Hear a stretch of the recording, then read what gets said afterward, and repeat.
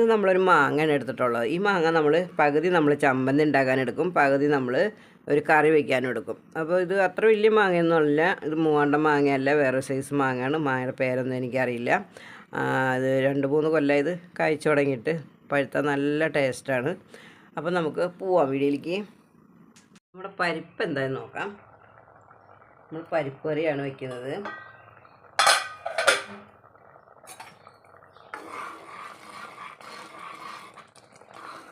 ചെറിയൊരു കറിയാണ്, കുഞ്ഞിക്കറി. അതിലേക്ക് നമുക്ക് കുറച്ച് മാങ്ങ ഇട്ട് കൊടുക്കാം. കുറേ മാങ്ങ ഇടുക കേട്ടോ, ഭയങ്കര പുളിയാവും. കുറച്ച് മാങ്ങ ഇടാൻ പാടുള്ളൂ.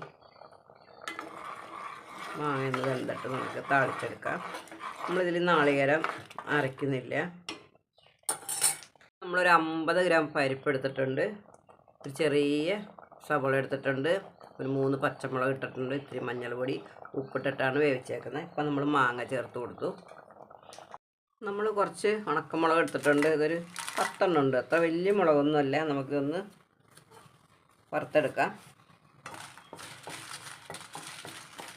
നമ്മുടെ മുളകൊന്ന് മൂത്ത് വന്നിട്ടുണ്ട്, നമുക്ക് മാറ്റാം. ചെമ്മീനൊന്ന് വറുത്തെടുക്കാം നമുക്ക്.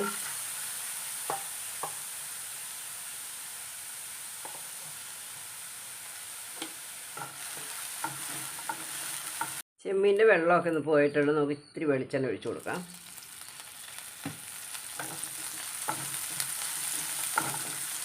കരിഞ്ഞു പോകാണ്ട് വറുത്തെടുക്കുക.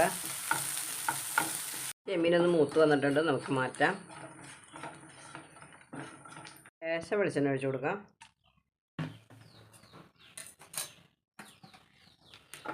നമുക്കിനി കൊച്ചുള്ളി ഇട്ട് കൊടുക്കാം. നമ്മളിത് തേങ്ങ ചേർക്കുന്നില്ല കേട്ടോ, തേങ്ങ ചേർക്കാണ്ടുള്ള പരിപാടിയാണ്.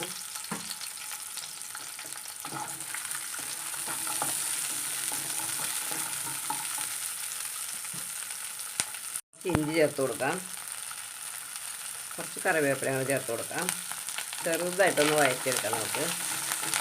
ഈ ലെവലൊന്ന് വഴറ്റി കിട്ടിയാൽ മതി. കൂടുതൽ അങ്ങോട്ട് വെന്ത് പോണ്ട. നമുക്കിത് മാറ്റാം. കുറച്ച് കടുക് ഇട്ട് കൊടുക്കാം. 2 വറ്റൽമുളക് ഇങ്ങനെ ഒടിച്ചിട്ട് കൊടുക്കുന്നുണ്ട്. കുറച്ച് കറിവേപ്പില ഇട്ട് കൊടുക്കാം.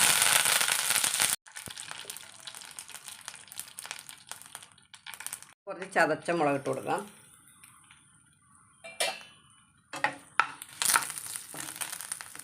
നമുക്ക് കറിയിലേക്ക് ഒഴിച്ച് കൊടുക്കാം.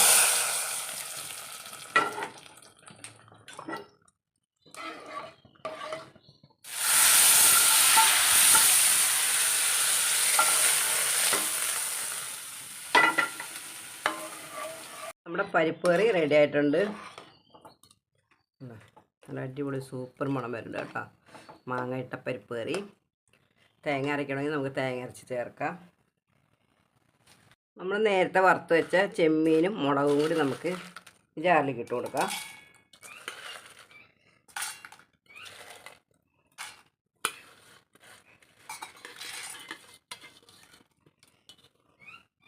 ആവശ്യത്തിന് ഉപ്പിട്ട് കൊടുക്കാം. എന്നിട്ട് നന്നായിട്ടൊന്ന് പൊടിച്ചെടുക്കാം. ഈ ഒരു രീതിയിൽ പൊടിച്ചാൽ മതി കേട്ടോ. നമുക്ക് ഉള്ളി ചേർത്ത് കൊടുക്കാം. ഉള്ളി ചേർത്ത് കൊടുക്കാം. നമുക്ക് മാങ്ങ ചേർത്ത് കൊടുക്കാം. നമുക്കൊന്ന് അരച്ചെടുക്കാം. നന്നായിട്ട് അരഞ്ഞു പോകണ്ട കേട്ടോ. അത് ഈ ഒരു രീതിയിലാണ് അരച്ചെടുത്തേക്കുന്നത്. മാങ്ങയൊക്കെ ചെറുതായിട്ടൊരു കഷ്ണങ്ങളായിട്ടൊക്കെ കിടക്കണം. എന്നാലും നമുക്കൊന്ന് കടിക്കുമ്പോൾ നല്ലൊരു ടേസ്റ്റാവും. അപ്പം നമുക്കിത് വേറൊരു പാത്രത്തിലേക്ക് മാറ്റാം. വളരെ ടേസ്റ്റി ആയിട്ടുള്ളതാണ് നമ്മുടെ ഈ ചമ്മന്തി.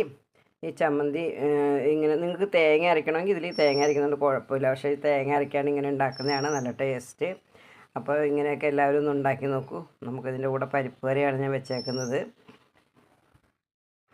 അപ്പോൾ എൻ്റെ ഈ വീഡിയോ കാണുമ്പോൾ നിങ്ങൾക്ക് ഇഷ്ടമായ ഒന്ന് ലൈക്ക് ചെയ്യാനും ഷെയർ ചെയ്യാനും നിങ്ങളുടെ അഭിപ്രായങ്ങളൊക്കെ അറിയിക്കുക. സബ്സ്ക്രൈബ് ചെയ്യേണ്ട ആരെങ്കിലും കാണുന്നുണ്ടെങ്കിൽ ഒന്ന് സബ്സ്ക്രൈബ് ചെയ്ത് സപ്പോർട്ട് ചെയ്യുക. നിങ്ങൾ ഫേസ്ബുക്ക് പേജിലാണ് കാണുന്നതെങ്കിൽ പേജ് ഒന്ന് ഫോളോ ചെയ്യുക. എല്ലാവർക്കും ഒരു നല്ല ദിവസം ആശംസിക്കുന്നു. Tata, bye bye.